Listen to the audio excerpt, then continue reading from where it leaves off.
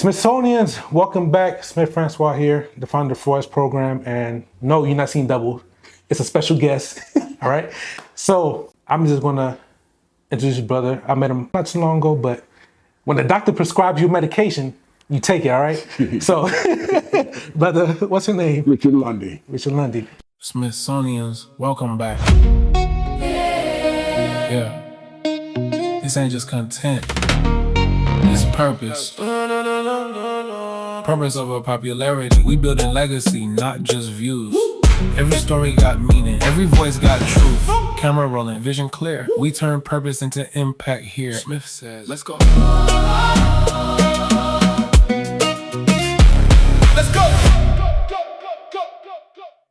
Yes. My name is Richard Lundy. Born and raised in Columbus, Ohio, on the east side of Columbus. Born into a family with 4 sisters. I was the youngest. You can imagine that was pretty rough. That was rough. I had 4 different mothers at different times.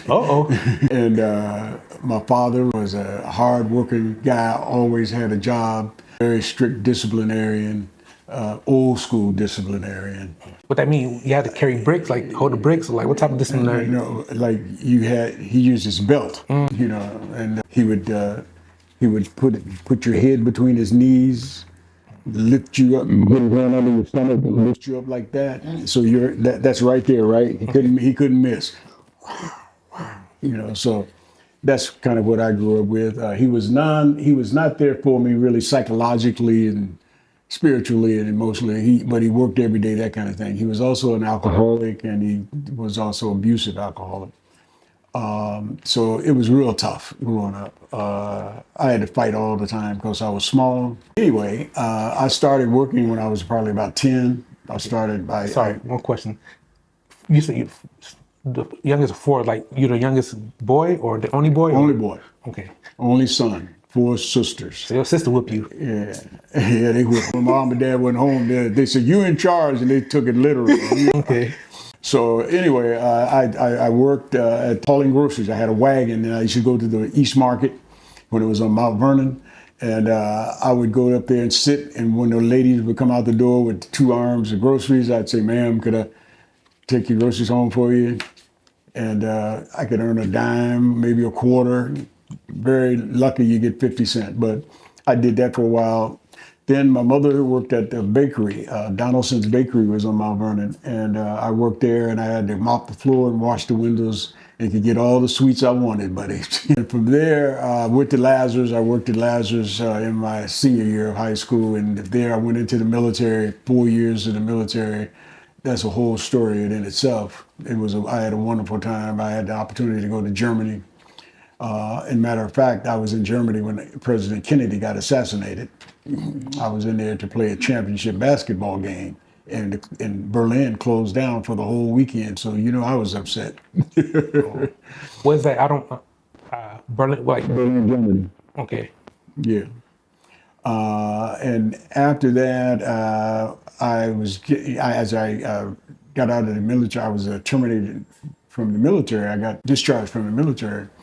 I got a job offer in Sacramento, California, where I was stationed, and that let me stay in California because I didn't want to go back to Ohio. And I had a job at the first black radiologist's office in Sacramento. It was a black female, and she was my commanding officer was her sorority sister, and she got me the job. So I just walked into the job.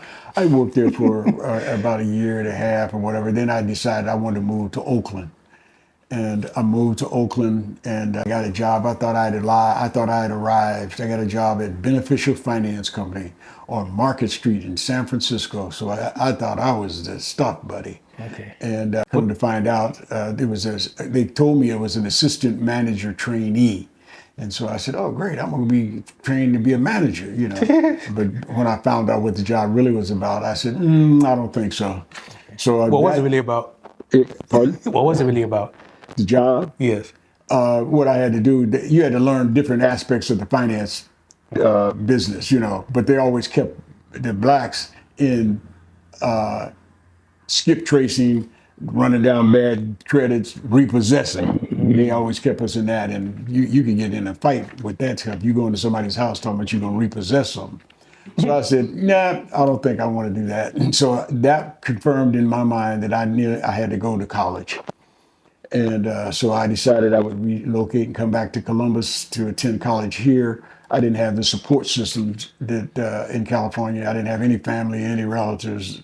So I said, no, I'll go back there. I went back, came back to Columbus, enrolled, I got a bachelor's degree and had an opportunity. The dean of the college asked me if I was interested in a Ford Fellowship. And I said, of course. And I wound up getting a Ford Fellowship to work on my master's degree at Ohio State. It was a program with 6 other colleges in a consortium, and they were training us for superintendencies to be superintendents of schools. And so I did that, and when I got my master's, I applied for my doctorate, and Ohio State turned me down. Meanwhile, I got my bachelor's from Ohio State, I got my master's from Ohio State, they turned me down. In fact, they turned me down 3 times. Jeez. And so I decided to relocate, go back to California. But before that, when I got out of graduate school, Ohio State helped me get a job at Antioch College. And I was assistant director of admissions at Antioch College back in the day when it was really ruckus and that was the Midwest Berkeley, and the students they brought a lot of students in from New York, the East Coast, Cleveland, and these cats was almost like gangsters. And so I was working with these young guys, and I enjoyed working with them, but I didn't like the rules, the strict. It was a religious school. Antioch was like a religious school, and they put a lot of pressure on me. I didn't celebrate a lot of the holidays and that kind of stuff. And I left there and took a job. A friend of mine had just got appointed to a major job as the director of community relations for the city of Columbus. And she contacted me and asked me, how much would it take for me to come? And I said, hey, make me an offer. And so I came back to Columbus. I was administrative assistant to the director. And she said, the reason that I'm hiring you is because I'm a female, and during these days, these white guys are not going to give you a whole lot of play as a black female over the department. So I need a strong black male, that I know to speak up, And I said, I'll do that. She said, I'll protect you. So we had a great relationship, working relationship. And after I did about 2 years, I was ready to go back to California. I figured I had my master's degree. I have 2 years. I have 2 years of work experience, 3 years of work experience. I said, so I'll be competitive. So I go back to California, and I got a job in Sacramento, and it was with the Sacramento Yolo County. And I was a consultant to the Department of Economic Development. And they had 3 other consultants, a young lady that had graduated from UCLA, master's in urban planning, 2 Caucasian guys. Both of them, one had a bachelor's and the other one was working on his bachelor's. So I did that for about a year. We wrote the state of California's Comprehensive Employment Training Act. We implemented that program. We wrote it and implemented it. And I took a job at the Urban League in the city of Sacramento. That was a subcontractor that I oversaw when I worked at the county. And the director kept asking me to come and take a job. So I took a job, and it was to run the manpower program. And I told them that my conditions were I wasn't going to commingle funds, and I had the right to hire and fire. And so that was agreed upon at the outset, but that didn't work out after I got on. So we ended up, my whole staff got fired. And at that point, I think a friend of mine I saw in Jet magazine, where a friend of mine had got appointed president of Wilberforce University here in Ohio. And I contacted him and talked about me being locating, and he said, yeah, we can do that. We'll fly you back, interview you, let the students see you, and see if you can, cut the mustard. So I came back. Wait, what does that mean? Hold on. Cut the mustard. Mean if I could do the job. Okay. So I came back to Ohio. I was applying for a job as the assistant vice president of student affairs. And I said, well, yeah, I can do this, And so I applied and interviewed, and everything went well. So they offered the job. And but when I transferred and I came back to Columbus, and I brought all my furniture and that kind of stuff, then the president called me and he said, Rich, He said, I'm sorry, we're not going to be able to do that because the guy's not going to quit and we can't fire him. So you got to do something else. So they gave me another job. Then I was the director of government relations. So I had to learn to deal with that job. I was commuting from Columbus to Wilberforce every day, and that was tough. And so I did that for a couple of years, and I wasn't happy. And so I said, I'm going back to California. So I went back to California. And then when I went back to California, I accepted a job at Children's Hospital in Sacramento. And it was in the heart of the Black community, African American community. And I was happy to do that. They had just hired their first Black mayor, Lionel Wilson. I knew Ron Dellums, and he was a congressman. So I said, and the Children's Hospital had a consent decree. So I said, cool, I can do this. And I went back and I did that for a while.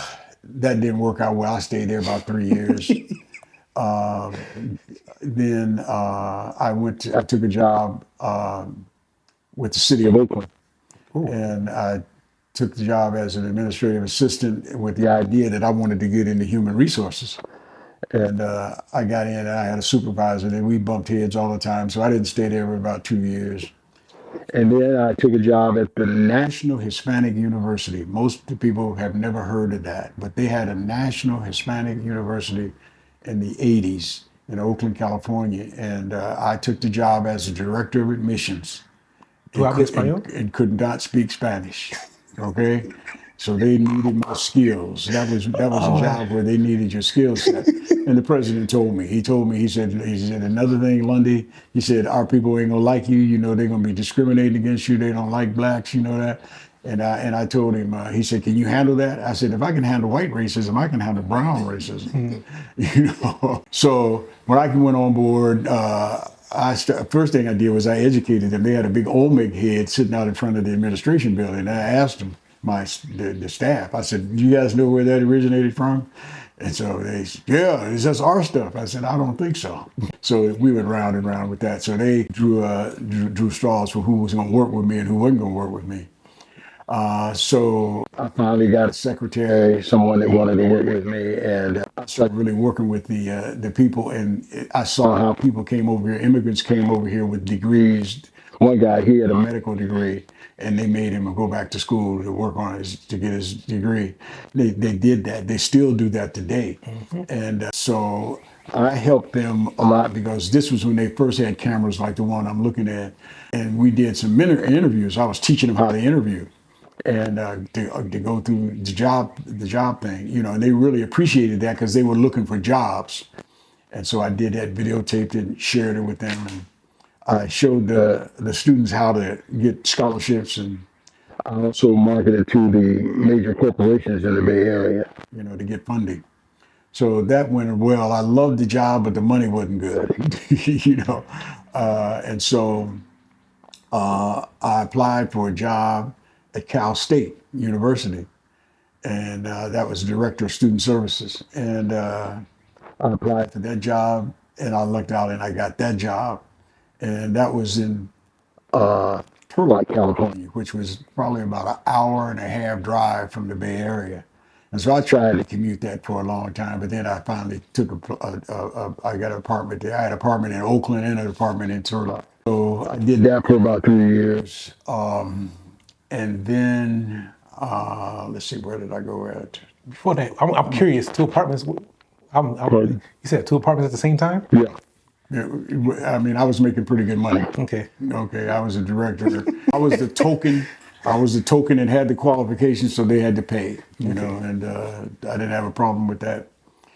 So then I got fired from that job because they wanted me to hire the dean's wife as my assistant director, and I refused. And they fired me. So I left there, and a friend of mine called me, phone call. I was thinking, now I got to move all the way back to the Bay Area. That's going to cost me all this money, whatever. And so a friend of mine called me from the University of the Pacific, which is a private college. That's where all the students that don't get into UC Berkeley go to University of the Pacific. So it was upper white middle class. Movie stars had their kids in that kind of college. So they hired me there as a professor to teach African American studies.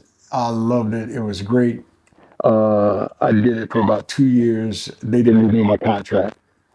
So at that point, I said, well, I'm tired of California. I'm tired of just going from job to job. I'm going to go back home where I can have some stability and get some of this debt that I was in under paid off. And so I came back to Ohio, and I got a job at the Ohio Department of Education. And, you know, my mentor was there working, and he helped me get in.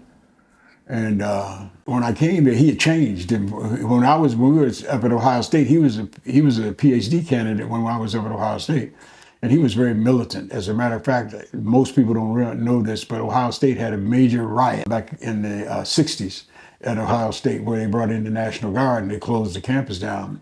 And this guy was the guy that spearheaded it because he was over the black students. And so when I came back, I found out that the affirmative action officer was in the basement at the Department of Education. And I was asking him, I said, how, he can't be effective if he's in the basement. Nobody respect him. So I said, what have you guys been doing about that? Why don't you go in and demand to do that? And he was like, I got 5 more years before I retire. I ain't got no time for that, you know. And so I worked for this, they had 25 managers in the department, only 2 African Americans, and both were females. Okay? And the one that I was working for had issues with males. And all the males that worked under her, she kind of just castrated them almost, you know. And so for me, we bumped heads all the time. We bumped heads all the time. And so I told her I wanted to get a transfer, and she said she wouldn't put in for it for me. She wanted me to quit, and I said, I'm not quitting. So they talked to the other black black manager, and she said, oh, I'll take him. And she was a retired school teacher. So she was just a pushover for a lot of the Caucasian guys. So that didn't work well with me, So I stayed there, and then I was trying to connect with my children. I had 3 children out of wedlock, all by different mothers. And the daughter was from California. She was out there. And I was trying to get visitation rights for her. I had talked to her mother before I left California, and the agreement was that I would get her 2 weeks in the summer and I would get her a week during the Christmas holidays. Well, that didn't happen. So then I had to go back to California, hire a California attorney, go to court to get visitation rights, only to hear the judge say, well, we don't deal with that. That's children's services. We can't force anybody to do that, So he said, by the way, you're looking at it, you have seen that you haven't had an increase in your child support in about a year. So we have just came up with a new policy, and now we're going to adjust your thing. I said, well, could you hold up and let me get an attorney? Because I don't understand all this legalese and all this stuff. He said, no, we're just going to do it right here. And so when I walked out of that courtroom, when I walked into the courtroom, I was paying like about $350 a month child support back in the 80s. And when I left, I was paying $850 a month. And, I told the judge, I said, well, I'm helping my mom and whatever. He said, I don't care. If you don't pay it, you're going to jail. So I came back to Columbus. Okay, I came back to Columbus. I was here in Columbus then. Before I could get back and go to the personnel office and tell them that they were going to garnish my wages, they had already taken it out. And so I tried that for about 2 years, and I was living from hand to mouth. I couldn't. That was killing me. I was helping my mother. She was up in age. It was killing me. So I said, no, I'm going to go underground, and that's a mistake. And I tell young guys that all the time, don't do that. You think you're getting over, but you're not getting over. So it didn't take much for, within 5 months, I was owing thousands of dollars of child support. Okay, because I wasn't able to pay it. And so now you're behind. And I didn't know this, that when you go to apply for a job, when they click in your social security number, if you got outstanding child support, it comes up. And so they could turn you down. So I missed it. I couldn't figure out how I kept losing and getting out on these jobs. I went to top 3, I couldn't get a job. And so I said, oh man. So I got to go back to Columbus again. So I came back to Columbus, and then I started a nonprofit organization where I wanted to work with young males to tutor them in math and reading, because I knew that was my shortcoming in school, and I knew that was millions of other young guys. So I established a 501c3, started an after-school program, had office space over along in Ohio, and had students and had products that I was going to teach them. After they went through the English and math, I was going to teach them in a course in entrepreneurship, have them start a like multi-level marketing, student-owned, operated business, that kind of thing. Well, I couldn't get a lot of support. I couldn't get a lot of help. And so then in 1991, 95 came up, and I thought this was a golden opportunity for me to try to reach out and connect with my sons. And so I invited them to join me to go to the march. One said yes, one said no. I took some students with me and a couple of my nephews and my oldest son. We went to the march on a bus. Perfect. It was great. Had a great time. When I came back, what I wanted to do was pay homage to that march because I thought it was probably the greatest event that had occurred in the 20th century, and I knew that we would get that kind of play. And so my position was, we will do a father and son celebration. I had 13 nephews, 12 of which was raised without a father. I had two sons, and neither one of them was raised without a father. So I felt that would be a testament to these guys because they turned out all right, and they didn't have fathers. And so I felt that would be something that we could do, celebrate this every year. So for 15 years, I sponsored that, and it was very successful, whatever, but I did not get the traction that it needed. And so I asked my son, one of my sons and one of my nephews, I said, look, guys, I'm tired of carrying this by myself. If you guys are not going to help more, I said, I'm going to have to let it go. So they said, well, you got to let it go. Hey. So that kind of crushed me, and at the same, so I'm still trying to connect with my son. So I said, well, okay, I wanted to write a book about my life experience. Having impregnated a young lady at 18, and I wanted to talk about that so to help prevent other brothers from doing that. So I said, well, okay, I'll reach out and ask my sons if they want to write it with me, So the oldest son said, yeah, I want to do it with you. And so this book was about me, and this was about me, and he was sort of like a side piece. He would come in and talk about what it was like for him. Well, he got in and wanted to take over. And so, we went round and round, and before finally we got our book out, and the book is entitled Father-Son Connection from Abandonment to Reconciliation. It's a very powerful book. We didn't do anything with it in terms of sell it, market it, whatever, because I thought he was going to help, and he wasn't. So we didn't do that. So out of that was the father and son celebration. So I kept dealing with that. I kept doing that. I started doing work in the schools. I started consulting in the schools, and I'd work with young African American males. Just recently in 2016, 2017, I worked at Whitehall Yearling High School, and the other school I worked at was Reynoldsburg High. At those schools, I had 20 young black girls. All of them were poor students. And at the end of the semester, at the end of the school year, still had about 15 of those guys. They were still there, and I had an impact on them, and they had tried to turn their programs around. The other five guys, a lot of them had ankle bracelets and whatever, and they got into more trouble, and they were gone. So I did that. And I love to write. I'm a prolific writer, and I have tons of articles. I have tons of workbooks. I have so much stuff, but I can't get it I'm not a publisher yet. And so I haven't been able to get my stuff published. So last year, I started to launch the Father and Son celebration. I said, I got to do it. That's been on my heart. I got to do it.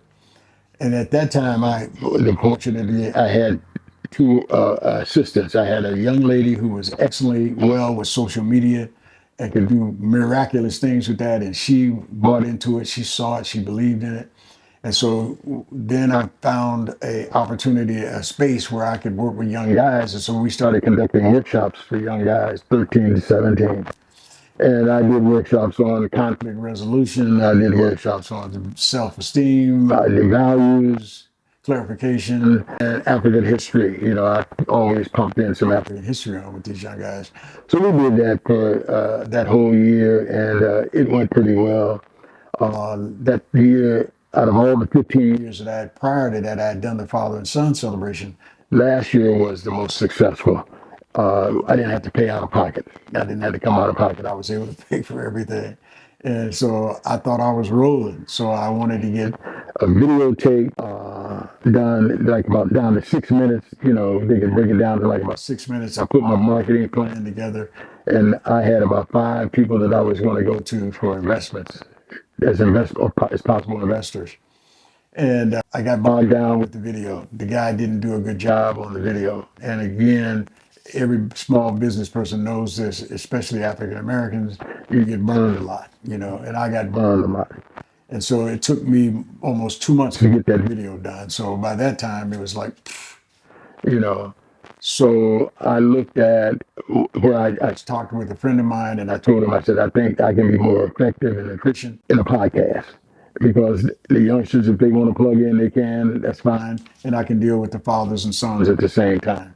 So that's kind of where I am now. I got my segments done for the podcast. I got that already done. I got my guest already done. You know, so I'm ready to go. Any questions? Any clarifications? Yeah, so you mentioned Long Street. Like, I want to talk about the historic fact about Long Street. Were you born on Long Street? I was born in Mount Vernon Plaza. Where Mount Vernon Plaza is, that's where I was born. Okay. Can you talk a little bit about the historic? Oh yeah, to me, the other day I decided I was going to own it. The East Side was the Columbus is Black Wall Street. That's what it really was. Now there were a lot of Jewish people in there because the ghetto is Jewish people were put in the ghettos, and as they started to move out, more of us started to move in because my family came. They lived way on the west side. And so they came into Columbus, you know. And so when I grew up, Mount Vernon and Long Street were bustling with business, African American business. You had a million barbershops. You had all kind of restaurants to eat from. There was a beautiful East Market. There was Carl Brown's had a beautiful market with fresh fruits and vegetables. There was 4 theaters. 2 theaters was on Long Street. 2 theaters was on Mount Vernon. We had a bowling alley on Mount Vernon. On Saturday, if you went up on Mount Vernon, everybody went to shop because they went to the East Market, and you would see the brothers standing out on the corners at them joints with dressed to the nine, you know. And when they see good-looking sisters coming down the street, the brother would tip their hats, say, "How you doing, ma'am?" And they wouldn't curse around us women, you know. They make sure they're not cursing on the street and that kind of thing. So I learned from that, you know, and that was just enriching for me, you know. So when I came back and I saw what they had done to Mount Vernon, they tore it up and put that Martin Luther King Drive, whatever, in there. Like Mount Vernon went all the way down to High Street when I was coming up, and Long Street was two-way all the way down to High Street. Well, they changed all of that, you know. And so when they started, this was about a couple of years before they stopped having it.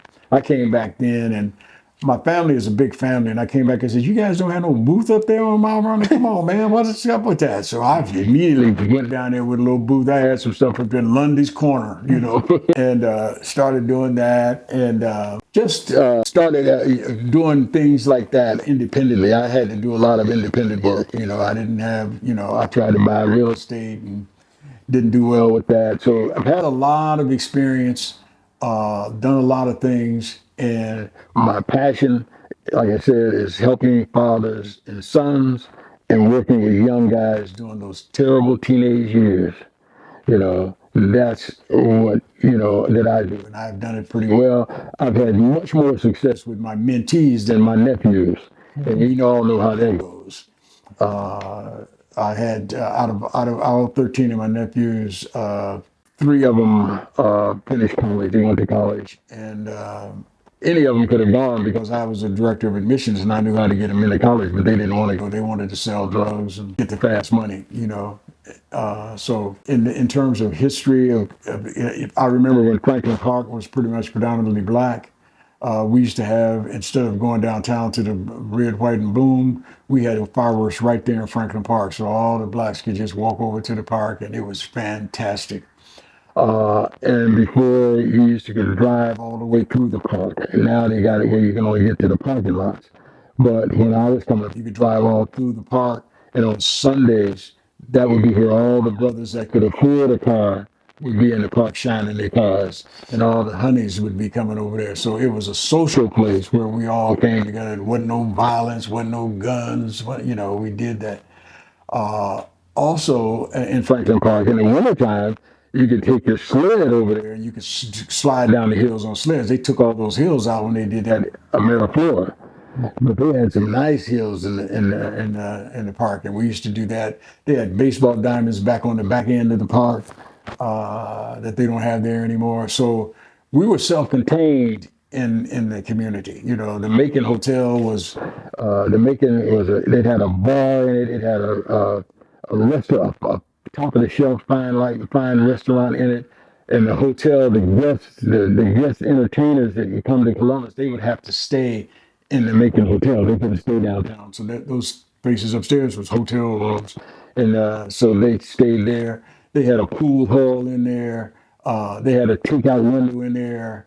I remember when I was a kid going in there selling night greens, and I kept saying, "I can't wait till I get to be grown when I can come in here." By that time, they had changed everything. Night green? Okay. That was a code word for something. And so there's a lot of history there, and it just saddens me when I see how they just dismantled it and they're taking it over, and it's like we weren't even there. I mean, it was a bustling place. Like I said, you didn't have to go downtown. We really didn't have to go downtown. We went downtown to go to the movies, but you didn't have to go to shop because we had everything. They had shoe stores. Your Shift Shoes was there. You had to get your basketball shoes there. We had 3 cleaners, take your clothes, get them cleanered. They had pawn shops. I mean, everything was there. So you really didn't have to go downtown. So we really didn't see a whole lot of Caucasians. And certainly wasn't a whole lot in our schools. I went to Felton Elementary School, which was on Leonard Avenue, and there certainly wasn't none there. And then when I went to Champion over on Ohio, Champion in between Mount Vernon and Long, that's where I went to middle school, and we called it junior high, predominantly black. So when I finally got to East, it was some white people, but it was a majority black. So that was where the historical part of that. And I think East High School is they should be promoting it better because it had a lot of famous people that came out of that high school. But when I was in high school, East High School, we used to win the championship in football and basketball all the time. I mean, that was where you had to go because you couldn't be in a district. You had to play, and you couldn't say, well, I want to go to another school. You couldn't do that. So when I went out for basketball on a Saturday morning, it was 80 young men, 80. I'm talking about, I saw cats, man, I've been playing with them. I said, man, I don't know how in the world I could make this team because I was short. Back in the day, I was a little guy, and I was lucky enough to stay with the team till the first day of the game, and got cut on the first day. Dang. So I was crushed, and so I started playing what they call high Y. You could go down to the Y and play, and that was for all the cats who didn't make the team. So I was gonna be the baddest cat at the high Y, And I got down there and got involved in club activities, and that's what saved me from going down the negative path. And that's why I still want to work with young guys, because there was always someone there to tell me that I could do better. And that's what gave me the stamina to keep going, to keep trying. And when I became 15 years old, I made a conscious decision that I was going to cut my buddies loose because every one of them had gone to jail. And I felt that I was going to be next because I was doing the same things that they were doing. So I said, nah.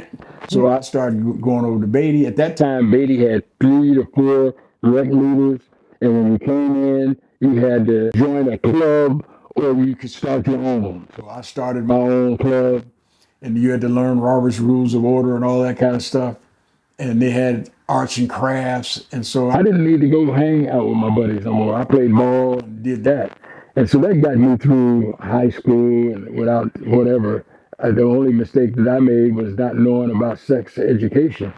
And so I ended up, my plan was when I graduated was to work and go to Ohio State.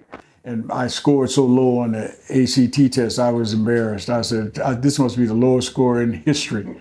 But when I went up there and I looked and I saw, took the test in this room with about 300 kids, and predominantly, I think it was about 7 African Americans. And I just said, all these white guys can't be smarter than me.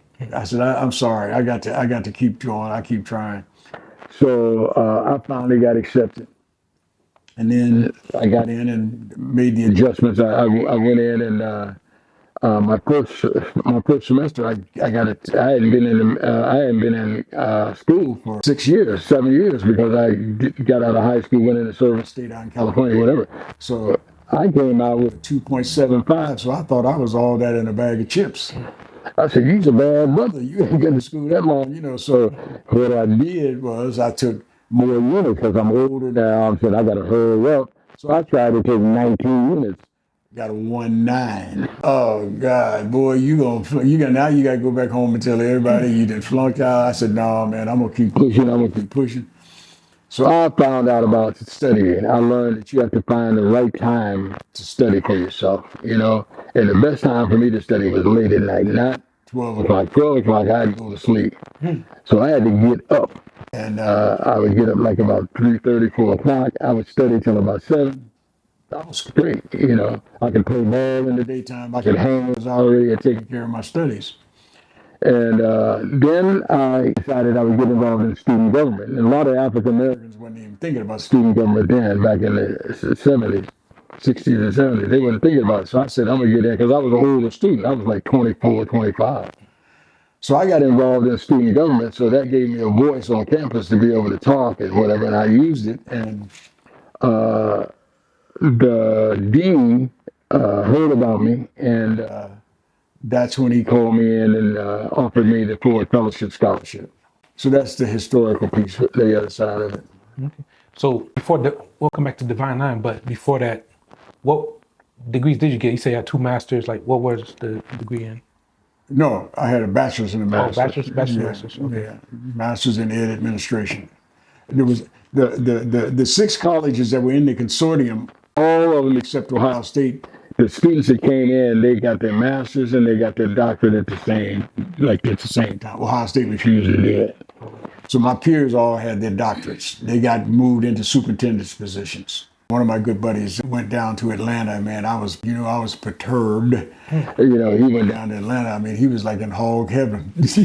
Okay. Cool. And then the other question I had was your personality type. Why you keep getting fired? You keep bumping heads with people. Well, like you kept I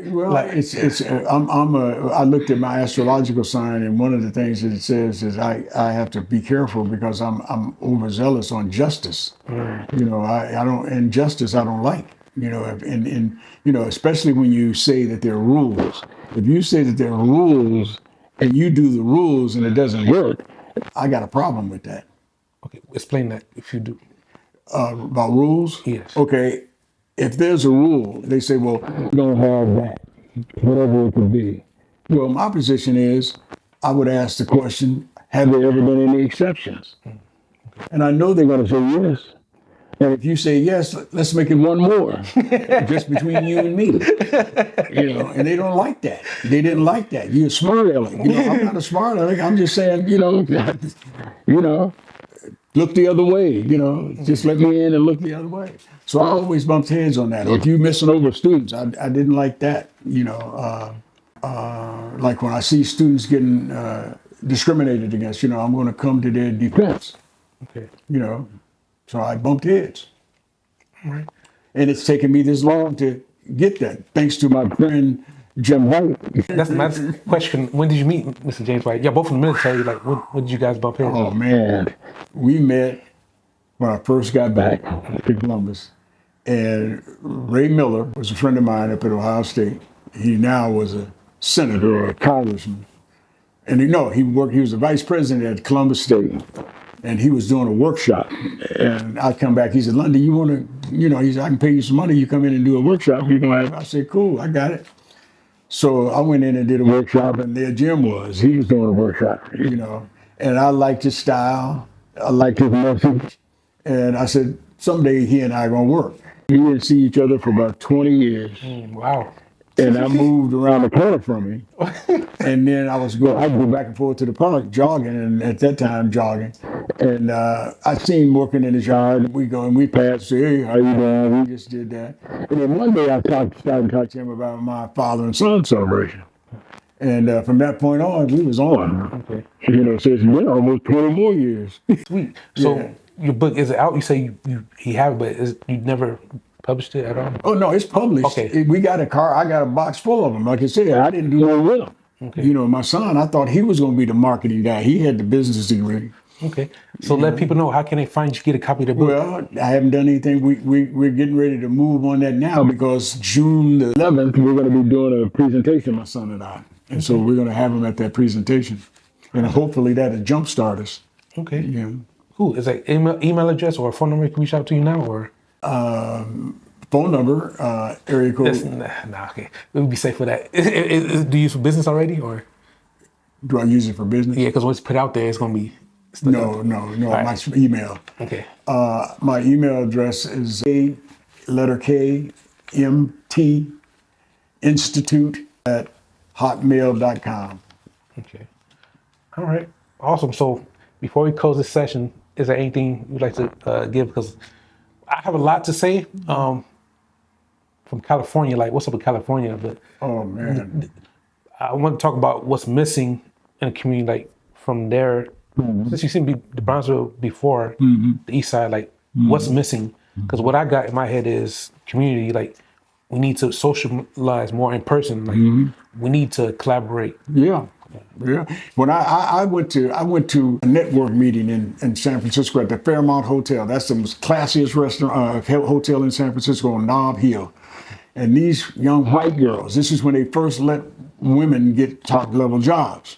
And I went to see what was going on. And what they did was they cut a deal with the hotel to be able to use the bar room, which was a big bar. They had a bar up there. And they said, well, we're going to do a network meeting in here, but you're going to get the proceeds from the people buying the alcohol. And they said, okay, you know. And so they did it from between 6 and 8. And in San Francisco, you know, it don't be no good to try to go home after work because the traffic is so bad, you're going to have to wait till about 7 o'clock to get home, you know. So that was a perfect thing. So people, instead of getting out there, getting in all that traffic, they came to that networking thing. And the network, I'd never seen this before. They didn't have a name tag. They had the services that you need. Okay, I need a grant writer. I need an accountant. I need an attorney. So you had what you needed. Okay. And so what they did was they would have somebody like Jim come in and do a 15-minute presentation on something that was relevant to all small businesses. Okay. And after that, they would say, Jim, come on up here. And he would come up and they would say, what is it that you need? And he'd say what he needs. They said, who out there does that? And they said, come up here. Okay. And they would hook him up and they would sit down there and they would change numbers and whatever. And they would do it. And I said, that's the way, that's the answer. And so 10 years I spent developing a bartering system. Okay. And I put it together, I did all the work, and I came back to Columbus, I let a brother look at it. I didn't know about copywriting and that kind of stuff. And he came back and told me he lost it. 10 years of work. So you know what we're finna do, right? Huh? We're gonna bring it back. Upgrade. Update it. You know, I have an upgrade. I have it. It's called, what did I call it? I can't think of what I call it, but I have an upgrade. I just haven't presented it back to a group of people. I shared it with my son, right? Well, it's a World Wide Web now. I know. It'll be released officially by the time come But out. see, again, if you're a senior citizen, I call it seasoned citizen. If you're a seasoned citizen, there's a generation gap in there in terms of their competence in social media. So that's what has held me back. If I had somebody that did that, I'd be a walking moneymaker. Yeah. Because I'm a creative person and I have good ideas. Well, hey, it's documented. Hey, you're gonna make it happen. That's why I was excited today. But that's why I had to go to the park and walk because I was so excited. I said I got to walk because I think this is going to be it. Yeah. You know, because I'm ready. I know that I told Jim. There's not a doubt in my mind. The stuff that I envisioned is there. You know, 'Cause that's- it's happening. Yes, that's why I said like this is a visual resume. There's some things that you're not going to get outside that camera, but you bring it on camera. You put your input in. Like Yeah, right. It was right there before. It's like we didn't see it. We're not looking at it. Right. Kids are on their phone, so it's like when we download right into them. Yeah, because I want to talk. Jim and I did a piece one time on cowardice. Brothers need to talk about that. See what I'm saying? These young guys, you know, they want to fight at the drop of a hat. Yeah. You know, that's not going to help you. Right. You know, and you got to show them. You know, and I have a lot of little video clips, like 10-minute little video clips that deal directly with that kind of stuff. You know, that you can pop in there, they can see that, and then you can talk about it. Yeah. You know, so, you know, and then talk about the importance. Like, to me, I can come from a whole different perspective explaining to young people about why it's important to read and know how to write. They need it. That's what they need. It's like because they're tired of the system. They don't believe it no more. Right. It's like, See, with all my nephews, what I used to tell them all the time, I said, college, that doesn't work. It's too many college educated people unemployed. So that doesn't work. You can't tell nobody that. You know, I said, you're going to college to deal with the socialization and the ability to be independent. That's the first time you're going to be independent when you go away to college. You know, your mom and them are there and they send you some money and that kind of stuff. But you got to go deal with the admissions people if they make a mistake. You got to go deal with the professor if they're going to give you the right kind of grade. You got to deal with people that come from different countries and different cities. You got to learn to deal. So that's what they don't have. So when they get out and don't go to college, they go from job to job to job. By the time they get about 32, that's when the lights start coming on. They say, oh, I want to do this. They got some great ideas, but they can't put it down on paper and they can't make it happen because they don't have the tools up there to do it. well, I'm 34, not too far off. You know, so that's what the message that I want to get out to these young guys, because I tell all of them, you got to wear that crown, that weird original man. Yeah. You got to wear it. It's hard for us to wear it. Our low self-esteem, self-confidence, been beat down, all that kind of stuff. No, I don't care how you slice it, we are. Yeah. Okay, so what happened? You know, well, a lot happened. When you don't know what happened, then you can't do anything about it. Exactly. And so if you can't read, you can't find out. You know, so you run around bragging about, I don't like to read. Yeah. Hey, I didn't like to read, but I had to learn how. And it's like one of my reading instructors told me, I took that Evelyn Woods course. Yeah. And they told me, they said, what people don't understand is you have to be absorbed in what you're reading. Right. You have to be absorbed in it. You know, you can't be just reading the words, you know, and that's what most of us do. We just read the words. So when you leave, you can't tell nobody anything that you read. So you certainly can't put it into use. You know what I'm saying? So you got to be, and they're tricking them now when they don't think they don't need it right. That's a trick. Yep. That's a trick. Yep. You know, say, man, I ain't need to worry about my friend, my significant other works in the public school. I mean, private in the charter school, and those kids brag about that. I don't do no writing. You know, they can't write their last name, first name. Okay, they think they're getting over. You know, and see, I'm here to tell them, no, you ain't getting over. You how you ain't You're getting. getting bite sizes, but they'll take it. Yeah. You know, and like I said, I've had tremendous success with young people. When I was at Cal State, I had 250 students under me. They were from the Middle East. They were from Colombia. They were from Africa. They were from Mexico, and they were poor Caucasians. The black population was 2%. Wow. Okay, Hispanic population was 19%. Asian population was 14%. Middle Eastern population was 7%. So I had to deal with all of those different students, and I was very successful dealing with those students. Because Wait, Columbus or California? no, Cal State, California State, yeah. And the town that the college was located in was a very racist town too. But I had, you know, we did I had to do you'd have want to do cultural heritage things. So I said, if we do them in the auditorium, these Caucasians won't come. I said, but if we do it out on the quad, they ain't got no choice. So I would let each ethnic group come on, bring all their stuff, what they wore, they dressed, whatever they dressed, or whatever. They could come out there, their music, they come out there and they explain their culture. That makes sense, doesn't it? You're on board. You're on board. We're going to make this happen. You're the missing piece. Yeah. I mean, yeah. Like I said, I'd done all of this stuff, man. I tried everything, and I'd do anything, you know, to work with these young people. because they're ready for it. Yeah. We got some brilliant young people. I don't allow nobody senior citizens to be talking bad about young people. That's not happening. Now, that's not to say that we don't have some that need a lot of work. But, you know, when you get old as I am, you understand that each one of us had a different path. Right. And our different path. I don't know nothing about your path, so I can't be sitting over here saying, "Well, you ought to know that." You know that doesn't work. You know, and so you know that's the fire in my belly. And like I said, at 83 years old, brother, the glass is still half full. Okay. So what's the name of your network thing that we're looking forward to? I got it. I said Columbus something. It's the Columbus. I can't think about it. I got some little catchy thing. Jim just taught me about how you got to have them nice little catchy to get stuff, you know. And so I tried to have a little catchy name on that. But I gave it. And see, my son is trying to do something that's similar. So I think that's why he didn't give me no feedback on mine.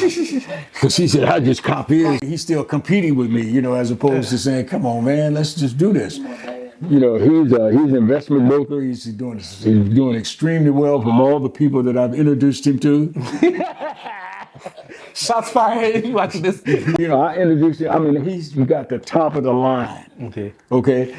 So he gets so entangled with him because that's my son, right? So they're gonna help him so much. They don't help me now. They help him. Hey, we'll fight this together. I got your back now. Come head on. Hey, see, I'm talking about with that father and son celebration. I'm telling you, that's a money maker. Oh. Okay, that's a money maker. Any kind of way you want to look at it. First of all, okay, my plan was when I started doing the father and son celebration. Immediately, I saw there was a black couple from Chicago that did a real men cook. Okay. And I watched them grow it. And they ended up in 10 cities. Okay. My thing was, well, why can't the father and son celebration be in 10 cities? Yeah. And it can. Okay, now John Gregory has the African American Male Walk in 10 cities. Yeah. How come I can't just dovetail on him? I know John real well. Okay. See what I'm saying? Yeah. So you can even do it in Africa. You can do it anywhere. Yep. Because there's a problem everywhere. Exactly. See what I'm saying? Yeah. So it's a gift that keeps on giving. But I just needed the social media platform to be able to get that story out there, brother. And here you are, back again. So we got to do this. Locked and loaded. We got to do this, man, because you know, like I know I got a lot of friends in high places. Yeah. See what I'm saying? That once I get something tangible, the door will be open. Yep. See what I'm saying? Yes, sir. One of my best friends is friends with Judge Mathis. Okay. Okay, so that's a direct line. You know, I got a buddy in Detroit that got 2 art museums, one in Chicago and one in one in Chicago and one in Detroit. Fabulous place. You know, got a bookstore in his museum. Okay. You know, so I mean, and they waiting because they know about it. I've been telling them all these years. They said, Lundy, when are you? They gonna see it now. Like Jim said, Lundy, when are you gonna get out there and do it? And I told him, I said, when you're building a bike while you're riding it, it's kind of difficult. And you get them financial jolts. You know that you know, like twice when I lived in California, I saved $15,000 2 separate times, and each time I lost every penny because I lost the job and the cost of living just ate up my stuff. Yeah, we're gonna do the second part. We're gonna break it down. we bring the doctor in, like talk about that, like because that was my other question. Like you keep 2 apartments, like how you doing this? I'm like I'm scared to move. I'm fighting, like hanging on, like how you doing that? It's that I am now is I'm a very spiritual person, and I deal on energy that I get from people. Okay. I get energy. You get energy. You can tell negative energy. Yeah. And you can tell positive energy. Okay, and so I deal on energy. I went to one of the ladies I was dating and talked to. This was when computers were first really getting big, and I dated this lady in Oakland, and she did computer work for this couple, and they were from England, and they had the whole Western region. They were over for all the publications for the whole Western region. Okay. And she talked about me, and they said, "Well, we'd like to meet this little guy," you know. So they invited me to dinner, brought me to dinner, and the wife sit right there where you sitting, and she didn't say a word during the whole thing. And the guy sit right across from me, and my girlfriend was there. And we sit back and forth, and I told him that I had some I'm an artist too. I got some good art skills, right? And so I had these cards that I made, greeting cards, and I wanted to put African proverbs and stuff in them, right? Okay. And I couldn't, I couldn't get them in the stores because out there, if you wouldn't Hallmark, they wouldn't let you in, and I found that out the hard way. Hard knocks. So I said, okay. So this guy told me, he said, I'll do all the number, however many you want. See what I'm saying? Yes. That's what I believe in. Yeah. I believe that's there. If I'm doing what I love and I'm passionate about it, the other stuff will be there. It just takes time. I had to do a lot of growing because, like, you hear the aggressiveness in me and that kind. I had to learn about that about myself, and that was hard because I came from that kind of family background. My father was loud, boisterous, profanity all the time. So being the only boy, what other choice did I have? Be a punk or be that, be tough. So I had to develop that, and it just got me in trouble a lot, And so it took me this turn to mellow out. So I'm mellow and ready. A lot planned coming up, so hey, it's gonna be great year. I'm not gonna say year, but how do people give a summary about your book? It's a great book. What it's about basically is when I lived in California and I had a son back here. I was 18 and I left him here. Well, out there, I kind of forgot about him because when I was coming up, the kid just went home with the mother if they didn't get married. That's where all my nephews and nieces came into my house. They just like brothers and sisters. So his mother already had a child, and she was staying there with him or whatever. So I felt I would take care of it, but I didn't feel that I was going to have to be, marry her. I didn't want to get married. I was only 18 years old. So I went out to California. When I got out there, I had an epiphany. And about a year later, I said, "You got a kid, buddy. You got to deal with that." And so that was the point that I started reaching out to him.